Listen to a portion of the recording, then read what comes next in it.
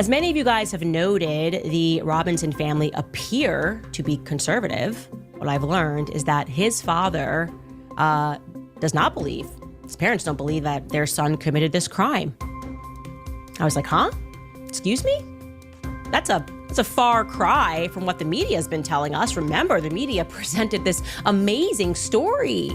The father realized his son was guilty, so it goes, right? That was the vibe. Certainly, that's what the media was putting down for us to pick up. Well, I was told actually that it was kind of the opposite. When we expect that the federal government is telling us a lie, how exactly did it work? How did Tyler Robinson turn himself in, as we were told, but also never confessed? In under 3 seconds, Charlie Kirk, one of the most powerful and divisive political voices in America, was dead. Shot during a university speech, in broad daylight, on camera, in front of hundreds of witnesses. The arrest came fast. Tyler Robinson, 22 years old, barely known, no record. Branded a political assassin by the end of the day.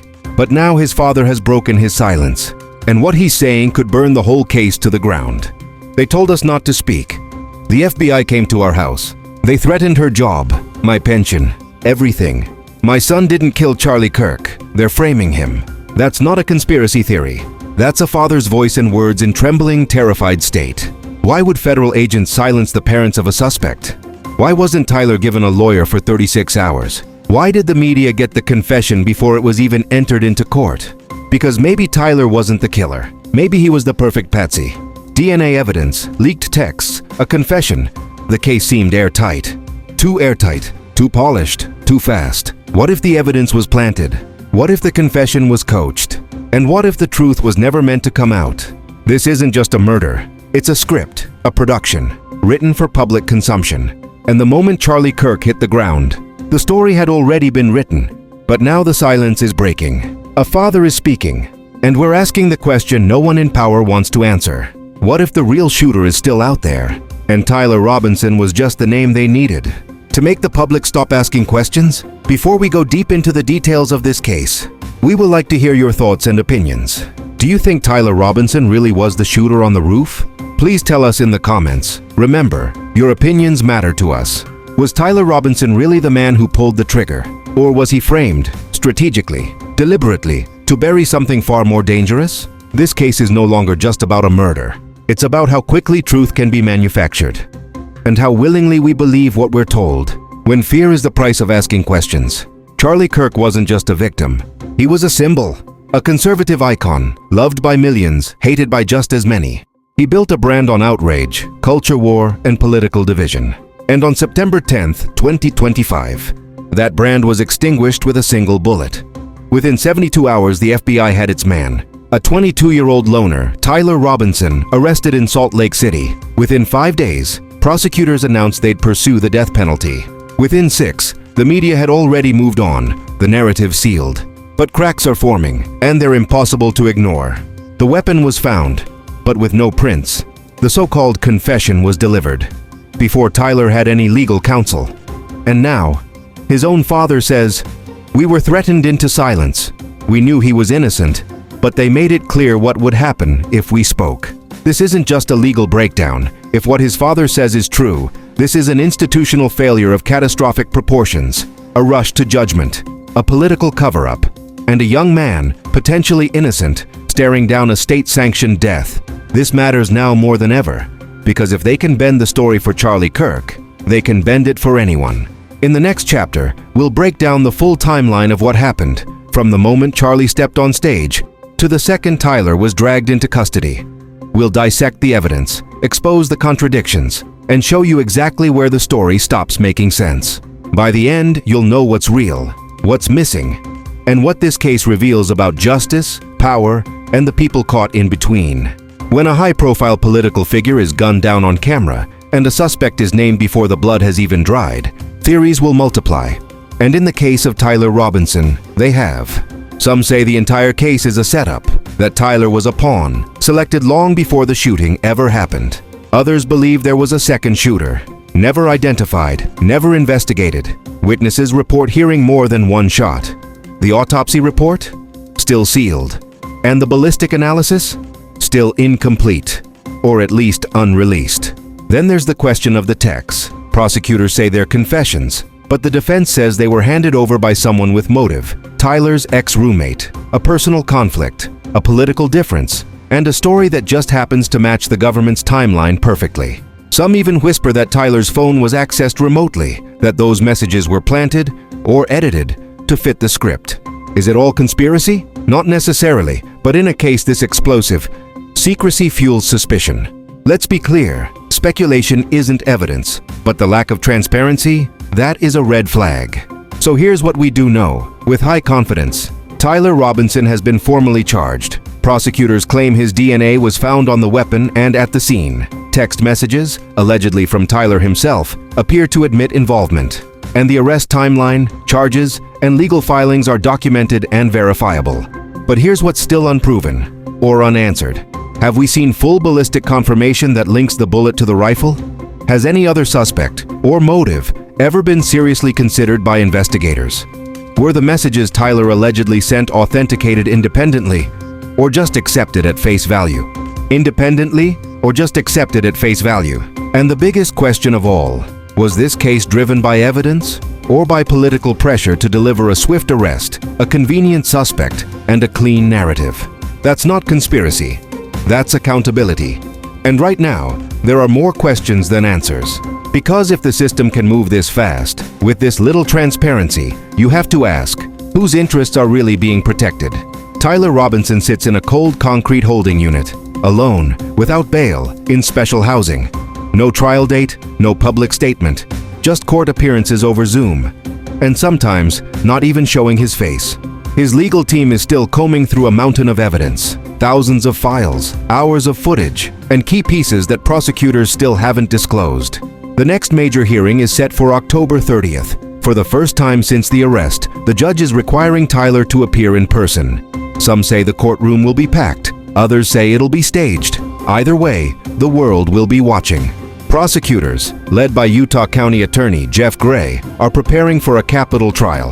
They've confirmed they're seeking the death penalty, and that changes everything. It means heightened legal scrutiny, mandatory appeals, and an entire state watching its justice system under a national microscope. But even as the case builds inside the courtroom, the country outside is tearing itself apart. Charlie Kirk's death has reignited a firestorm over political violence. College campuses are locked down, threats are rising, and across the airwaves, both sides are using this tragedy to push their narrative harder than ever. Utah Governor Spencer Cox has called for cooler heads, but behind the scenes, the pressure is mounting. Everyone wants a resolution, but no one seems to want the truth, if it's messy. And the truth is still missing, because to this day, we still have no full autopsy report, no independent forensic audit, and no guarantee that all the evidence, or all the suspects, are even on the table.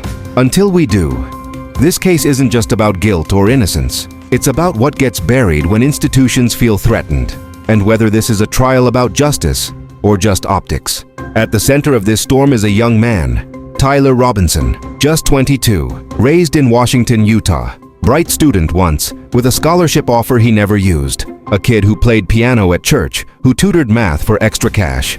Somewhere between then and now, he dropped out. He drifted. His online posts turned darker. His private messages, more political, more desperate. Was he radicalized, or was he targeted? That's the question no one in power wants you to ask. Then there's his family, the people who know him best. His father and mother recognized him instantly on the surveillance stills released after the shooting. They called him, confronted him, turned him in, and then they were silenced. For weeks they said nothing.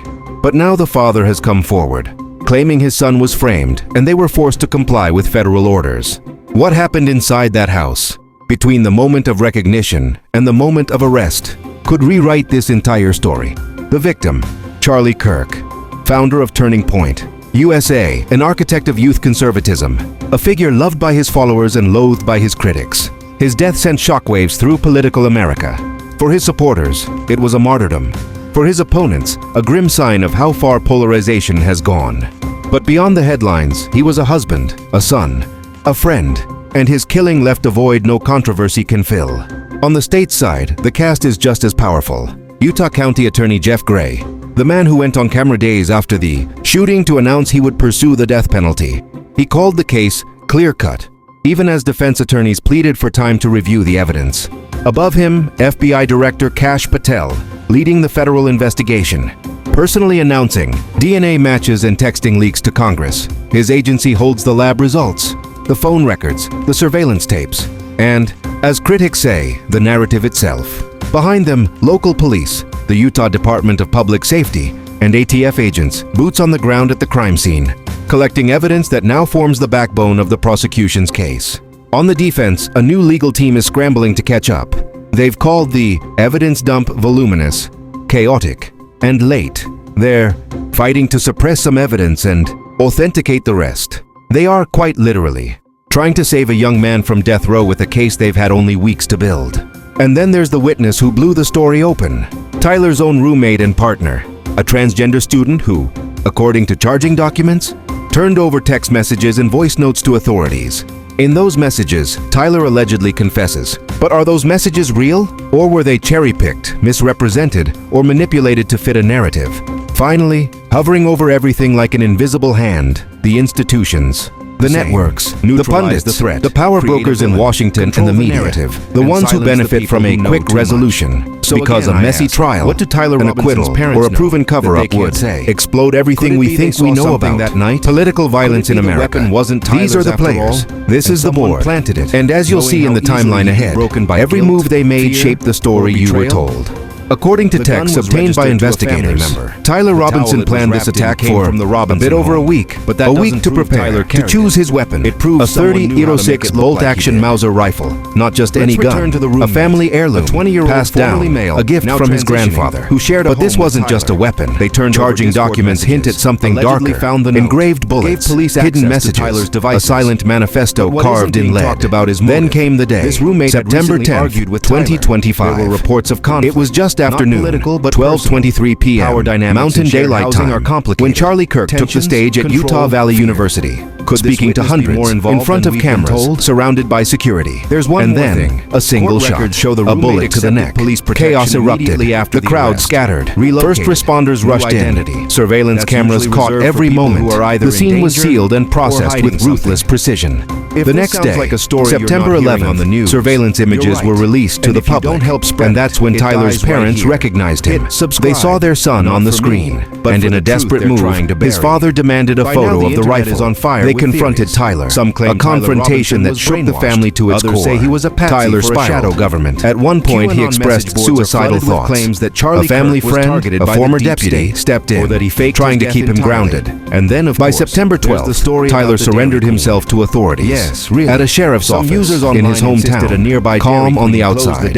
But inside, the storm was just beginning. But within days, the state claimed to have forensic proof, DNA from a towel wrapped around the rifle, DNA from a screwdriver left at the scene, matches to Tyler Robinson, and then the text emerged, the messages between Tyler and his partner.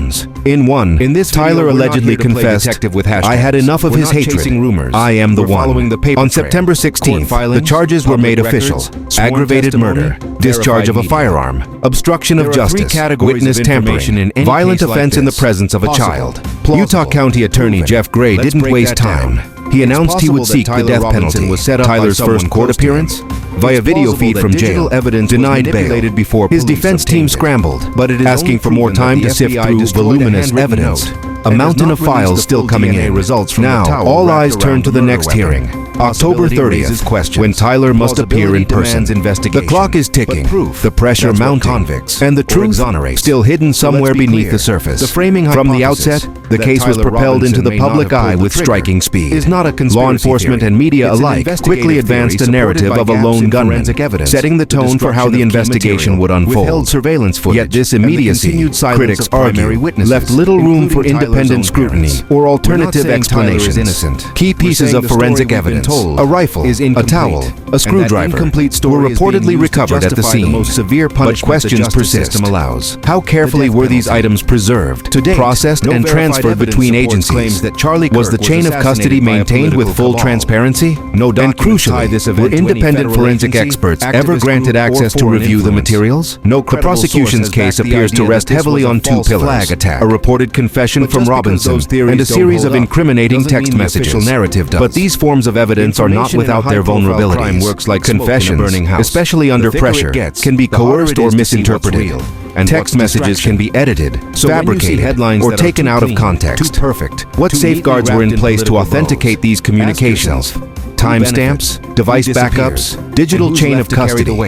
Overlaying all of this is the undeniable political weight of the case, but with a prominent conservative figure at the center and national discourse on political violence intensifying. The pressure to deliver swift justice may have shaped how the investigation proceeded. Was there institutional bias, subtle or overt, driven by political expectations, media demands, or law enforcement leadership? Meanwhile, the defense has faced its own hurdles. Thousands of pages of evidence were reportedly disclosed late, prompting formal requests for more time. In a system where discovery is foundational to a fair trial, delays and redactions raise serious constitutional concerns. Independent oversight has so far been limited. No clear record exists of third-party forensic review, journalistic access to critical evidence, or involvement from civil rights observers. In a case of this magnitude, where public trust hinges on transparency, the absence of outside review is itself cause for concern. And finally, a series of vital questions remain unanswered. Was ballistic testing, matching bullets to the recovered firearm, ever made public? Do any surveillance videos confirm the presence of a rooftop shooter? Has the full autopsy report been released? And were alternative suspects, accomplices, or competing theories ever thoroughly investigated? In the absence of clear answers, doubts remain, not just about guilt or innocence, but about the integrity of the process itself. To understand the impact of this case, we must first understand the man at the center of it. In our next episode, we'll look at the legal battle unfolding behind the scenes and the disturbing pattern of what's being kept from the public. The judge, the jury, the lawyers, and the one piece of evidence that may have already been tampered with. Was Tyler Robinson a killer or a patsy? And if he didn't pull the trigger, then who did? And who gave the order? Tyler Robinson sits in a Utah detention facility awaiting trial for one of the most politically charged assassinations in recent memory. But inside that courtroom, something isn't right.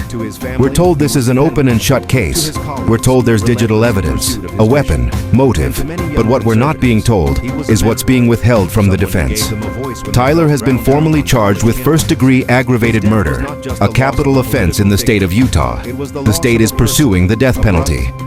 Yet in pretrial hearings, defense attorneys have filed motions claiming prosecutorial misconduct and withholding of exculpatory evidence, material that could prove Tyler's innocence. One such item, a second towel, discovered near the rifle, traces of blood, not Tyler's. And then there's the surveillance video, a 4-second clip captured from a loading dock camera behind the auditorium. In that clip, two figures appear, not one, both dressed in black, both running away. The prosecution claims the second figure was an unrelated student fleeing the scene. No name, no testimony, no subpoena, just dismissed. And Tyler's parents, still no statement, still no appearance in court. This trial isn't about guilt. It's about control. Control of narrative, control of memory, control of what the public is allowed to ask. The lead prosecutor has ties to Utah's Republican establishment. The judge presiding over the case was appointed by a governor who once called Kirk a patriot hero. None of this is inherently corrupt. But in a justice system where perception becomes truth, you have to ask, was this trial set up to reveal the truth or bury it? In recent court documents, the defense has submitted psychiatric evaluations. According to the findings, Tyler may be suffering from complex PTSD and delusional guilt, a condition where individuals falsely believe they're responsible for events they didn't cause. One therapist noted that Tyler was obsessed with the idea of being punished, even if innocent, that he saw himself as a vessel for other people's sins, that he believed, quote, "If I didn't stop it, then I deserve what's coming." Does that sound like a If convicted of aggravated murder, the defendant faces either life imprisonment or death. Under Utah statutes, certain aggravating factors, such as the targeting of a political figure, can elevate the case to capital punishment eligibility. But that path is long. Even if sentenced to death, appeals are automatic and can stretch across years. But before any verdict is reached, the trial must navigate a complex legal roadmap. Pre-trial motions will likely challenge the admissibility of the alleged confession and dispute the validity of certain forensic evidence. Discovery issues have already arisen, with the defense citing thousands of pages of evidence turned over late. And why? Expert witnesses may be subject to Daubert hearings, a legal process that determines whether their testimony is based on sound science. From parents shouldn't be jury selection will be critical. And in a case soaked in publicity and political overtones, finding an impartial jury may prove especially difficult. Defense attorneys will scrutinize potential jurors' media habits, political affiliations, and views on high-profile trials. As for the defense itself, several strategies are emerging. Attorneys may claim that the text messages are incomplete, altered, or taken out of context. They may challenge the forensic methods, DNA evidence, ballistics, or the reliability of chain of custody procedures. They may argue that the confession was coerced or misrepresented, especially if it was made under duress or without legal counsel present. Then there's the question of a plea deal. In high-profile cases, the state often prefers to avoid the chaos of a full trial. But for the defendant's family and supporters, many of whom believe he is innocent, a plea could feel like surrendering to a false narrative. And finally, looming over the legal process is a troubling undercurrent: secrecy. Some documents have been sealed, some affidavits redacted, citing national security or the integrity of ongoing investigations. But when transparency is absent, so too is public confidence. The line between legitimate protection and convenient concealment can blur, and in a case this sensitive, every shadow risks becoming a scandal. This case is more than a legal proceeding. It is a moment of reckoning about power, vulnerability, and the fragile balance between justice and narrative. In politically charged cases, institutions often seek closure swiftly, but justice doesn't run on the media cycle. It requires discomfort. It requires delay. It requires skepticism, especially when those in power control the story, the evidence, and the access. If a wrongful framing occurs, the individual caught in its gears has little defense. Prosecutorial privilege, sealed records, and selective media leaks create an uphill battle for the accused, one that is waged not only in the courtroom, but in the court of public opinion. And yet, the legal foundation remains clear: innocent until proven guilty. The burden of proof lies not on the defendant, but squarely on the shoulders of the state. In capital cases, where the stakes are life or death, that burden must be even heavier. Every procedural misstep, every unanswered question, every withheld document becomes magnified, because there is no undoing an irreversible sentence. Accountability, then, is not optional. It is essential. Police, prosecutors, forensic experts, all must be subject to rigorous oversight, especially when the case intersects with politics, ideology, or public outrage. The safeguards must not be loosened. They must be tightened. This trial is a mirror, a reflection of a cultural moment where violence, partisanship, and fear collide, where people interpret acts of brutality not just as crimes, but as political messages.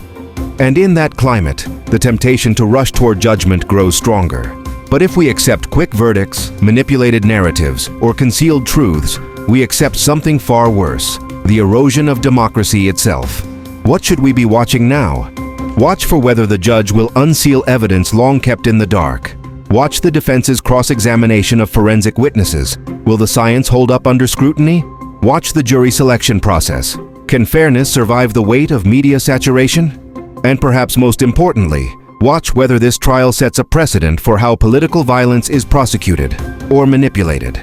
If you value justice over narrative, don't stop at the headlines. Demand more. Demand transparency, verified evidence, and independent scrutiny. Don't just watch from the sidelines. Your voice matters. Share this video. Start conversations. Ask uncomfortable questions. Comment below. What part of this case raises the biggest red flag for you? Let's break it down together. Because silence, in moments like this, is complicity. And if you're ready for deep, fearless, and unfiltered true crime reporting, subscribe. This isn't just about one case. It's about accountability, wherever power resides. Justice isn't passive, it's active, it's public, and it's not finished yet.